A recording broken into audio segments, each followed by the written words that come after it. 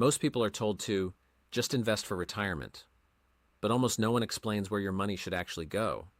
Should you invest in a 401k, a Roth IRA, a taxable account, and more importantly, what should you invest in inside each one? Because choosing the wrong strategy can quietly cost you thousands over time. Retirement investing doesn't have to be complicated, but for many people it feels overwhelming. Different accounts, different tax rules, different investment options. It's easy to feel stuck before you even begin. In this video, we're going to simplify everything. We'll break down the difference between a 401k, Roth IRA, and taxable account. How these accounts work together. What types of investments typically go in each one? And a simple way to think about allocation percentages. Because once you understand this system, retirement investing becomes much easier to manage. Let's start with the big picture. Think of investing like organizing your money into 3 different buckets. Each bucket has different rules and different advantages. Bucket number 1, pre-tax employer plans, 401k/403b. These are accounts offered through your employer. Money goes in before taxes, which can reduce your taxable income today. That means more of your money gets invested up front. Now here's the key idea. Taxes are paid later when money is withdrawn, so this bucket is often used for long-term steady growth. Typical investments here: broad stock market index funds, target date retirement funds, bond funds for stability. If your employer offers a match, that's essentially free money. So a common priority is contributing enough to capture that match. Bucket number 2, Roth IRA. This bucket works differently. You contribute money after taxes, but qualified withdrawals in retirement are tax-free. That's a powerful benefit, because it means all the growth over time can potentially be accessed without additional taxes. So, what kind of investments usually go here? Often, growth-focused index funds, U.S. stock market funds, international stock funds. Why? Because the goal is to maximize long-term growth in a tax-free environment. Here's a thought-provoking question. Would you rather pay taxes now on a small amount or later on a much larger amount? That's the trade-off this account is built around. Bucket number 3, taxable investment account. This is the most flexible account. There are no contribution limits and no restrictions on when you can withdraw money. But there's a trade-off. You may owe taxes on dividends, interest, capital gains. Because of this, investors often place tax-efficient investments in this account. Examples include broad index funds, funds with low turnover, tax-efficient ETFs. This account is often overlooked, but it plays a major role in building wealth outside of retirement. How these accounts work together. Here's where things get interesting. Instead of thinking about each account separately, think of them as one combined portfolio.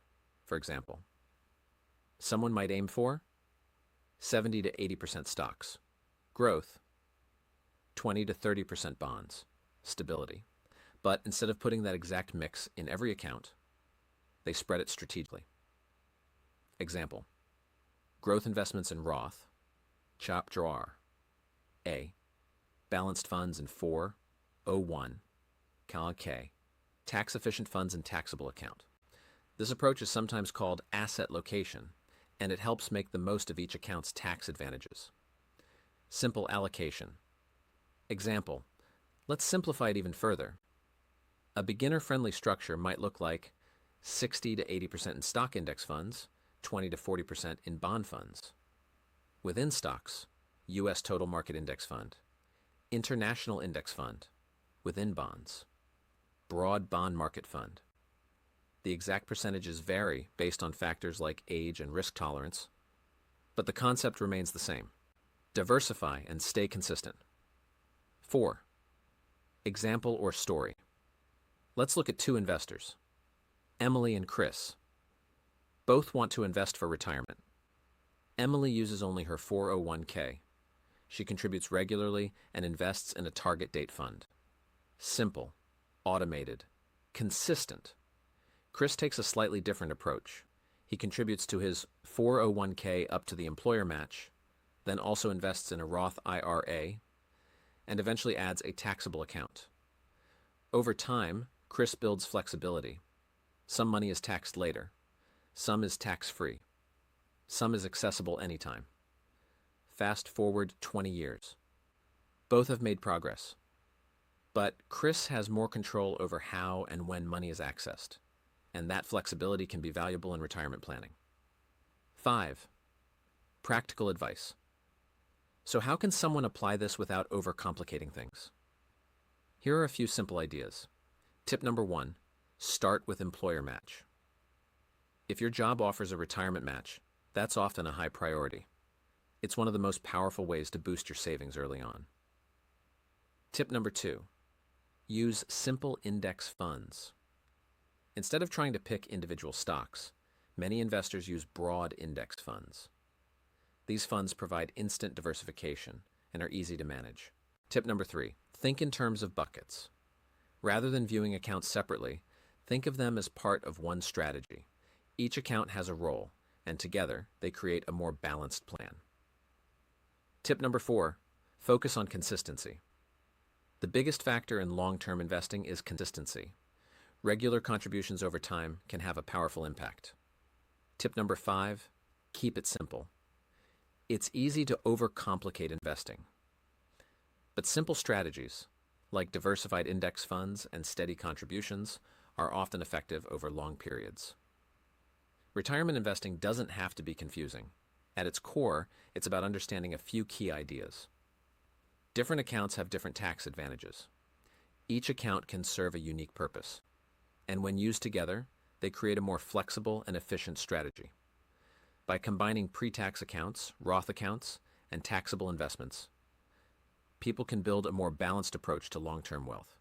Understanding how these investment accounts work is a powerful step toward building financial confidence. Because once you understand where your money should go, you can start making more intentional decisions about your future. And remember, building wealth isn't about making perfect decisions. It's about making consistent ones. If you want to continue learning about personal finance and investing strategies, check out the next video where we break down another key concept that can help you better understand how money grows over time. Because learning how money works is one of the most valuable skills you can develop.